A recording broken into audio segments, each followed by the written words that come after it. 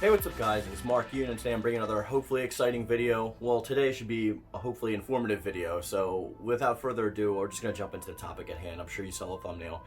So, in this video, I just wanted to give you a free precursor warnings. I'm going to be covering a lot of technical jargon, like stuff that has to do with like ancient logical fallacies and arguments and stuff like that that like take place in debate format and usually in a professional setting.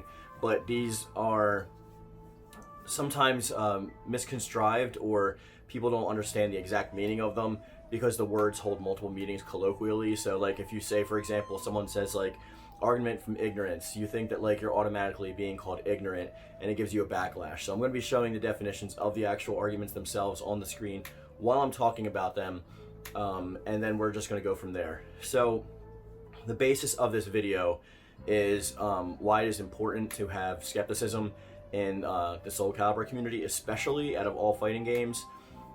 This is due mostly in large part to covering the finances and stuff that we've been doing and the research that we've been going into this game. We know that it's like at a shoestring's length from cancellation at any point. One big reason that like this can go wrong or can go right is the overuse of guest characters, especially because of the finance reasons. And when we have characters that we don't want to see in the game, we often get a little upset about them. So before I get into the technical stuff for the video, I have two comments here that I would like to show you as an example. These are not examples of how to rightly do it or wrongly do it. I just chose these because one of them gave me the idea for the video. So the first comment actually is from Cow. And they state that, I know anecdotal evidence doesn't mean much, but I find it interesting the only fighting game my non-fighting game friends ever bring up is Soulcalibur because of its guest characters.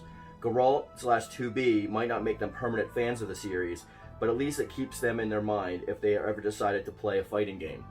So, this is a sentiment that I actually agree with and understand, but there is an adverse side to this.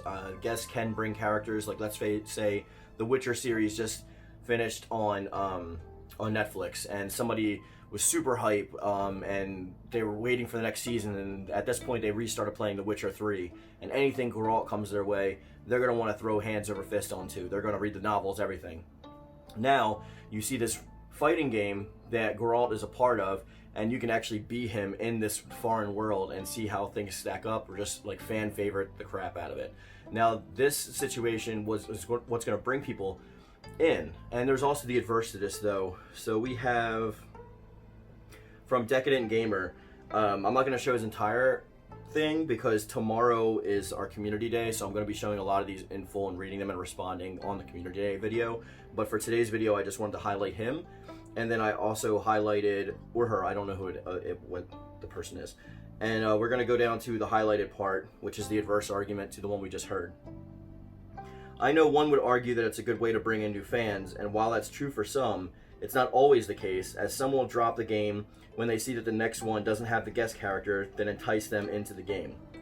So, with this was an interesting opposite argument. I actually liked the thought processes for both, because it is a very fine wire to put in. Like, let's say, for example, that and this is the reason I'm making the video. People get their hopes up because, let's say, they want Cloud in the game because Final Fantasy VII Remake is really popular right now. And even though the likelihood of a character such as he being in the game, talks can fall through and characters cannot make it in, or at least have to be put off into the next season, which in Soulcalibur's case probably isn't going to be one. So when you see a case for like Ash Williams in the last combat pack for Mortal Kombat 11, he was supposed to be in there. He was in the game's code, everything. But since talks fell through, he got pushed back a season, so now it's likely that Ash is going to be the guest character for this combat pass coming up. Now, if everyone wants Cloud and Cloud isn't chosen for this season, we might not see him until maybe a Soulcalibur 7 down the road, because I think the sales do warrant a sequel. But the sequel's not going to get any budget either, based on the sales, so don't get your hopes up for that. Okay, so I wanted to cover a few of the arguments here, and I wanted to talk about a couple of things. Now, the first thing I wanted to cover is I lurk sometimes, and I go to other Soulcalibur videos just to see if their information is incorrect or if they're following a good thought process. And I'm not saying that like they're flat out wrong, but sometimes I see members of the community just saying things that they want people to hear. In politics, you would call this a populist, which is your ideas are based off of the ideas of the mass or the many, as opposed to the few. And there's a lot of agreement and fan service stuff going on. So while I think all of that is completely okay in the right context, I think it needs to be addressed as such before moving on. I'll see a lot of clickbaity titles from people being like, this is who's going to be in Season Pass 3.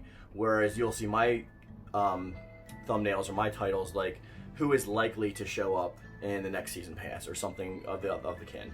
So I've seen a lot of you guys, a lot of my subscribers on those videos, and you're commenting similar things. It feels like that you've commented to me in the past, but you don't anymore, if that makes sense. So it's like you'll use arguments that like I've given my opinion on, and obviously like you're not going to use them with me again, but I'll see you still using them with other YouTubers.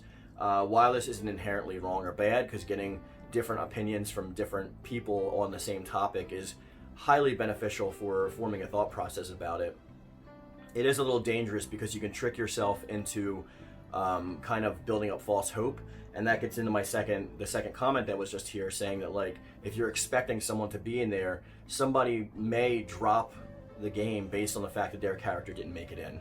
So there's a really important reason to like curb this kind of stuff, and I wanted to go over a couple of logical arguments that you would see and how to debunk them yourself so that like you can find out information for yourself. Firstly and foremost, what I would always say is practice skepticism with everything you hear, especially online, especially with YouTube, because even though we are in the information digital age now, it is also the misinformation age, because you can just as easily find a rabbit hole of counter arguments to things that have no weight or levity when it comes to evidence, but following the right path like will lead you to the right one. So it's very tricky and finicky because there's a lot of people out there with a lot of adverse opinions, and they will try and inform you based on sometimes logical fallacies. And logical fallacies are there for debate purposes for a reason, because these aren't arguments at all. These are relying on someone's ignorance of a topic. Ignorance doesn't mean rude in this case, it means lack of knowledge. So if somebody doesn't know too much about a certain topic or a certain area of a topic, they will exploit that little gap in their knowledge to try and fit in their own agenda and make you think the way they want to think. And that's trickery. So like the reason that I always practice skepticism and encourage you guys to, even with my videos, is do your own research. And if I give you a source or I tell you something, look it up yourself. Don't just rely on me, because I'm not an authority on any of these topics. I may be studied and researched a lot, but that doesn't mean that I have like absolute say over any of this stuff. And no YouTuber does. Even if Okubo comes out and says something, he's required by NDAs to non-disclosure agreements to follow certain paths of release and stuff like that. So you can't even 100% trust what the producers are saying. Okay, so now with that being said, we're going to get into our first way that you can combat this, and this is the argument ad ignorantum, which is the Latin word for the argument from ignorance, which we just covered, which the definition reads, it is a lack of evidence to the contrary. Ignorance stands for lack of evidence to the contrary in this case. So it's a fallacy in a formal logic. It says something is true because it has not yet been proven false, or that something is false if it has not yet been proven true. So whenever you're talking about argumentation, there's always something called the burden of proof. It's what our justice system in the United States is based off of. Innocent until proven guilty, if you must. Now the burden of proof is on the accuser. So if somebody is saying, I think Algol is going to be in this game in Season 3, and you say, well, what's your proof that Algol is going to be in the game for Season 3, or is it just an opinion? And they say, well, you can't prove that he's not going to be in. That's an argument from ignorance. That's saying that you're exploiting somebody's ability to investigate a claim, and if they're the one making the claim, the burden falls on them to actually prove the claim, not the person they're asking the question towards. So you can't, like, it's pretty much, you say, like, flipping the question or, like, passing the buck, if you will. Like, that's automatically a non sequitur, and it closes down any argumentation whatsoever. So if somebody actually responds to something like that, you can either call out that they're using an argument from ignorance, or you could just move on and let it be, because sometimes they're not going to understand what your own logical pathways are taking you anyway.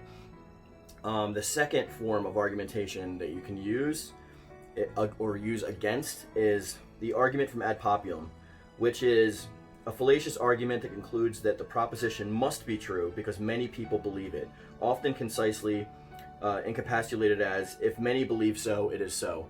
So we see this with a lot of things, especially when we're younger children, when we're taught to believe in Santa Claus, and it's actually ignorant for you to be the first one to out Santa as being fake. You know, if it's fake, then how come so many people believe it, or how come so many people say it?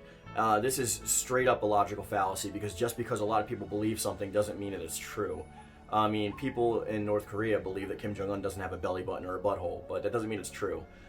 You have to like follow the evidence where it leads. You don't start from a conclusion and try and back it up with evidence that you find. That's like the worst way you can go about like discovering what a true thing is. So argument from population, try and like get away from anything populist related. If somebody says like, well, I see a lot of people on here saying they want Viola in season 3, that means Viola's coming to season 3. That's automatically debunked. Don't even like try to counter that, just move along. The last one I wanted to talk about is the argument from authority, which I already got into in a little bit. So let's use an example for this. Let's use like Bill Nye. Bill Nye in particular, because Bill Nye will speak on a lot of things about like physics and astrophysics and space engineering and anthropology and biology. He'll speak on a lot of these different sciences of which he has no credibility to speak on. An argument from authority would be, this person, let's say, Bill Nye says it, so it must be true kind of thing. But Bill Nye actually only has an engineering degree. That's the only authority that he has to speak on, because he has studied in engineering. And though he may have studied or dabbled in reoccurring studies of other sciences in the past, he's not an authority, which it doesn't...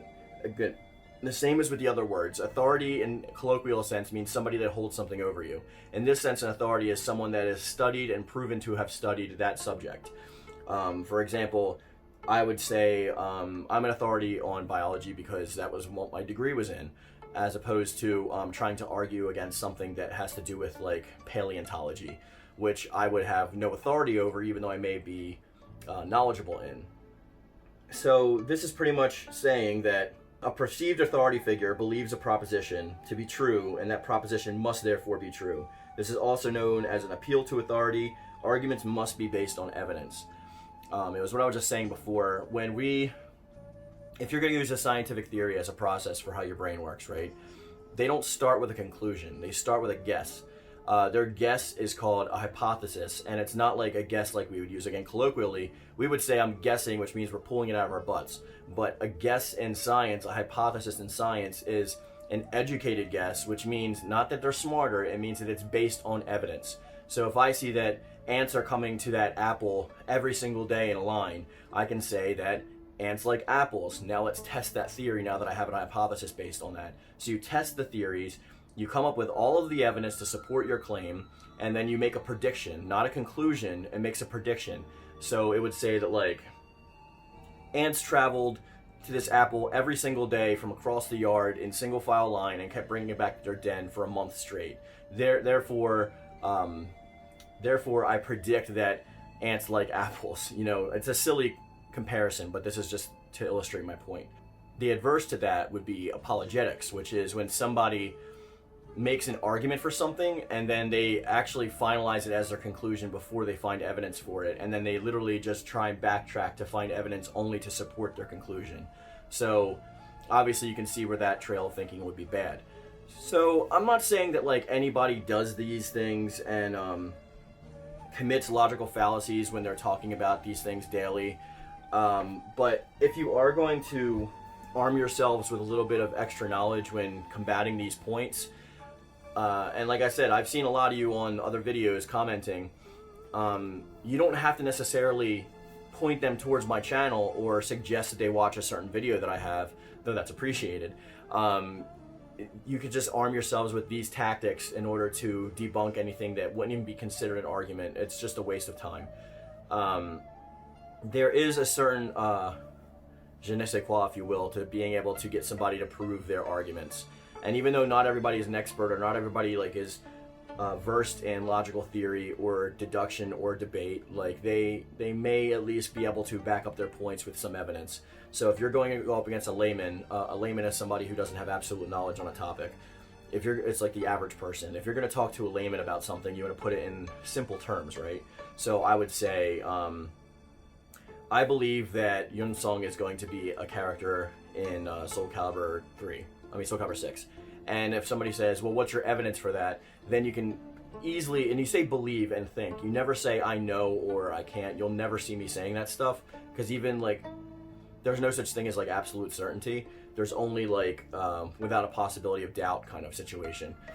So if you say I believe that Yoon Sung is going to be one of the characters in Soulcalibur 6 DLC 3, you can say, well, look at his name, look at the breakdown of his name.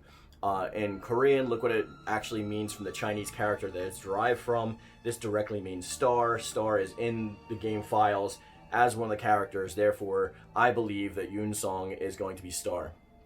So that's a way that you can actually propagate that without using one of these arguments. An adverse way or a bad way of arguing would be like Yoon Sung is going to be in Season 3. Why? Well, Mark said so. Well, that's an argument from authority. That's automatically a fallacy. Or because a lot of people are saying it. That's an argument from Ad Populum. That's already gone. That argument's done. And or you can say, like, because I want them to be, which is pretty much an argument from ignorance. Like, you have to actually know, like, the reasoning why you want something to be there, not just because you want to. And saying that you want something is fine as long as you admit to that beforehand, before the proposition goes forward. You have to say, I really want Yoon Sung to be in the game. You know, that's how you would have to propagate that. Otherwise, it's going to come off as deceitful, or that you're trying to put your agenda into somebody who may not appreciate it or want it. With that being said, guys, I hope this was a little helpful. I just wanted to make a video like this talking about skepticism in our community, because if these people's hopes that keep getting up for these things may leave the game, and that's going to be one less person that buys the next game or buys the next DLC pack, which means that it's one person closer to our series and IP being canceled, because I don't think that Bandai Namco is going to give up the rights and sell it to another company. They just usually don't have a history of doing that. There's no precedent for that. So with that being said, we're going to bring this video to a close. I want you guys to put in the comment section down below your thoughts on this topic, and give me examples of things that you think would be a proper argument, and I can let you know if it's falling under one of the categories of fallacies, or if you just think in general that they're useful to help debunk people. Anything you want to say, everything in the comment section down below, as always. Links in the description box. Peace.